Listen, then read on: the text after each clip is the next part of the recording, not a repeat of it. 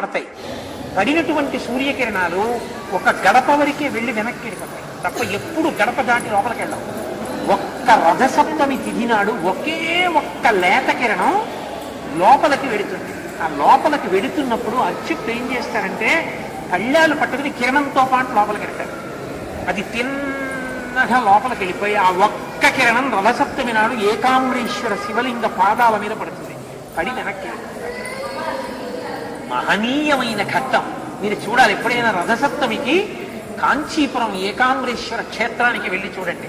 ఆ శివుడే చంద్రభగవానుడు, చంద్రుడిగా ఉన్నాను అని ఆయనే చెప్పాడు. అందుకే ఆ కంచిలో పృథివీలింగం, జంబుకేశ్వరంలో జలలింగం, అరుణాచలంలో అగ్నిలింగం, చిదంబరంలో ఆకాశలింగం, శ్రీకాళహస్తిలో వాయులింగం, కోణార్కలో సూర్యలింగం, శ్రీకాకుళంలో చంద్రలింగం, పశుపతినాథులో యజమానలింగం, అష్టమూర్తులుగా ఉంటాడు 8 లింగాల రూపంలో.